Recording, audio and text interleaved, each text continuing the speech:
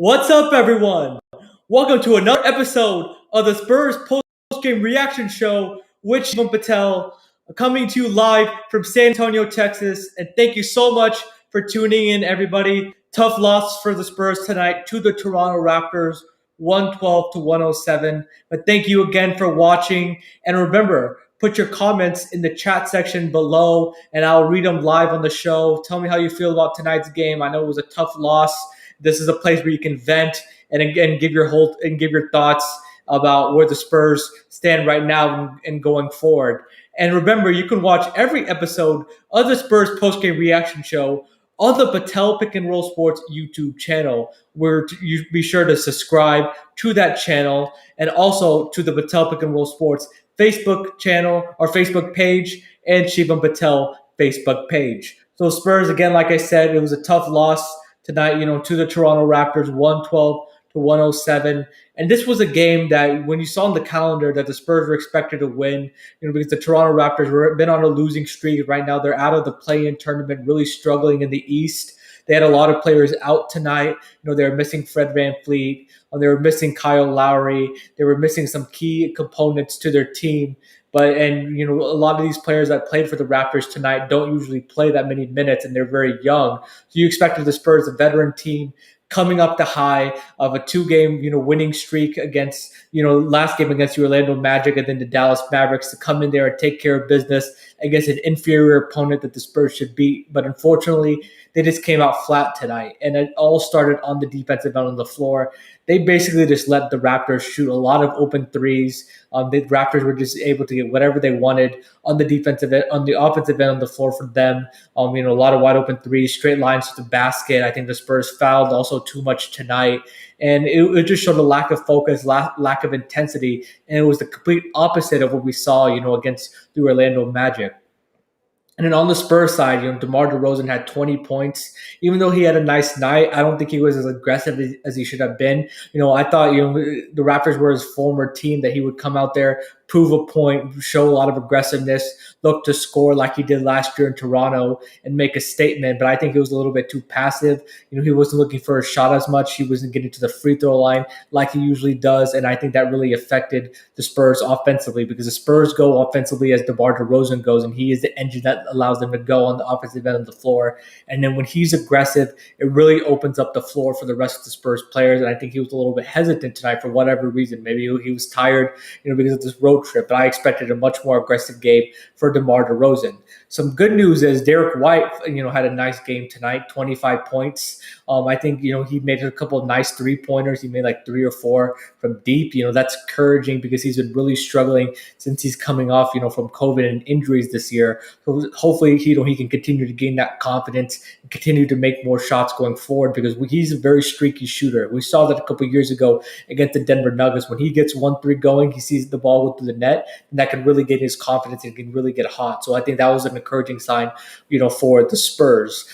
We had an audience comment saying Toronto had the energy at the beginning. The Spurs were out of it most of the game. Exactly. I wanted the Spurs to put their foot down and really dominate this Toronto Raptors team early, make them just, give up, because they, like I said, they've had a losing season. They have been struggling, but they let Toronto hang around in the game. They let them gain confidence and gain momentum going forward. And you could just see in their body language that they were playing more free, playing more together than the Spurs tonight. And the Spurs still should have won, because the Toronto Raptors played last night, and the Hawks just immediately took care of business on them and had a double-digit lead the entire game, and that's a formula that the Spurs had to follow. But unfortunately, they did not follow that formula tonight.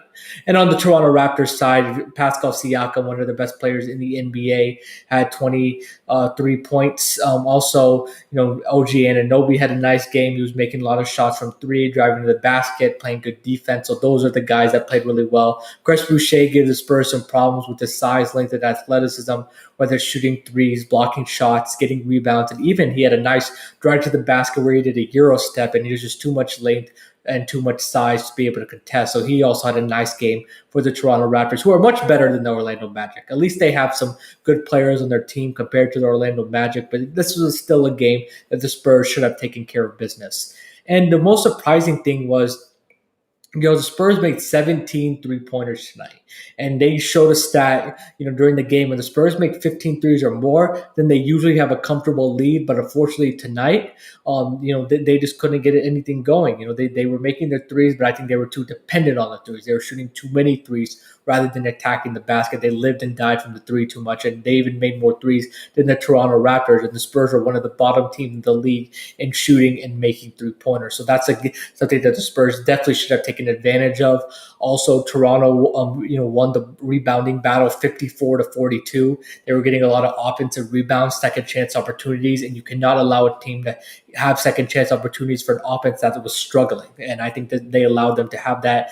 Also, they dominated points in the paint. The Raptors were getting the ball in the paint, getting a lot of easy shots where the Spurs were shooting three-pointers. And usually the team, threes beat twos. But in this instance, it was the Raptors that ended up taking advantage of that. And both teams, it was not a pretty game for the Raptors at all. Okay, I'm not going to even pretend. Both teams, it was sloppy. Turnovers, Raptors had more turnovers, just sloppy play, bad passes, a lot of tough shots. And yeah, exactly. Too many turnovers by the Spurs. I definitely agree with that. And, it was just a struggle, for both ends on the floor for the Spurs and the Raptors. It was just an ugly game all around. It wasn't smooth, no flow to it, but the Raptors were just a little bit better when they had to be than the Spurs were. And I think that was the difference in the game. Also, Toronto had the energy, and the Spurs were out exactly. And we had another question saying, "Why do you think Pop does not play Devin Vassell?" Yeah, that's a head scratcher to me because off the bench they play Lonnie Walker, who's been a nice spark. Rudy Gay, who didn't really do much. He had one 3-pointer. Patty Mills, who was hot in the first half but struggled in the second half, and he's a liability on defense. Why? I don't get it. Why Pop doesn't play Devin Vassell? Drew Eubanks brought some energy. Yeah, he's still an all right player. He's not a serviceable big in this league. But Devin Vassell was the 11th pick in this last year's draft. And this year, he was showing a lot of potential in the spurts in the preseason, even early in the season, with the shot making, driving to the basket, his poise for the game, his defense. He has a really long wingspan. He gets at it. He plays hard. I don't get it. Maybe he got into Pop's doghouse, or maybe he's had a couple bad stretches of practice, or Pop is going for the more veteran guys because he knows that the Spurs need to win games in order to compete for the play-in tournament. But this is stunting his growth by allowing him. He got another DNP, which means did not play tonight. And I don't get it. He could have given you some minutes, you needed some energy. He could have made a highlight dunk. He's a great finisher around the basket.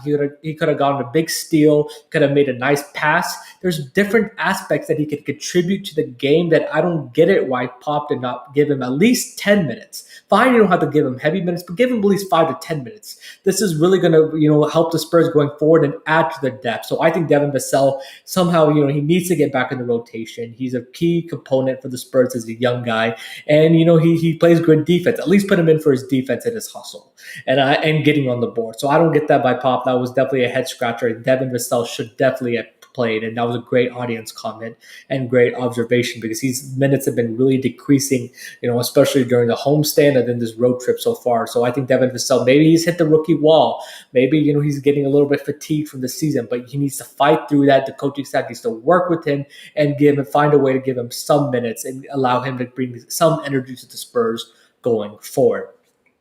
And the Spurs are going to be returning back to the AT&T Center for one game against the Portland Trailblazers before having to go back on the road against the Phoenix Suns. So it's going to be a really, tough back-to-back. This was a game the Spurs really needed to win. Now they're only half a game up from the Warriors in 10th place. Luckily, the Pelicans, I believe, lost tonight, so they put some distance between them. But it's crunch time for the Spurs now. They need to start winning games now. You laid the egg on the homestand. You didn't play that well on the road trip, so now they're going to have a really tough schedule coming up, playing against some of the better teams in the league, which they proved in the past they can beat those teams. So they need to play together as a collective unit and really be able to put together some wins down the stretch. And it all starts with the main man, DeMar DeRozan. When he had a great game against the Mavericks and the Magic, what happens? He elevates the rest of the players and allows the role players to play big also. He struggles against the Raptors. Well, everybody else struggles. He is a player that the young guys look to. He is a leader. He is the main guy that they look to on the offensive end of the floor and energy. So I think it all starts with DeMar DeMar DeRozan, and he's going to really having to pick up his game if the Spurs want to make the play-in tournament. Again, the Spurs are going to be playing Friday night against the Portland Trailblazers, Saturday night against the Phoenix Suns, and then return back to the road on Monday night against the Indiana Pacers. So I'll be back. I'm not sure when, but reacting to those games. But again, thank you so much, everybody, for tuning in. Thank you for your audience comments. We really appreciate it. I know it was a tough loss tonight for Spurs Nation, but we need to bounce back and play really well against the Portland Trailblazers on Friday night. Again, thank you for watching, and you can watch every episode of the Spurs post-game reaction show on the Patel Pick and Roll Sports YouTube channel. Be sure to subscribe, and you can find a lot of other content on that channel. For more NBA content, you can find the Patel and Kumar NBA talk show, where we talk about all things storylines of the NBA and NBA news. For more college basketball, international basketball, you could check out Courtside with Shivam and Miley. Also for everything Spurs, you tuned into the Spurs postgame reaction show with Shivam Patel. So thank you everybody so much again for watching. Have a good night, and we'll see you next time. And thank you again, and we'll get the next one, ladies and gentlemen. Thank you.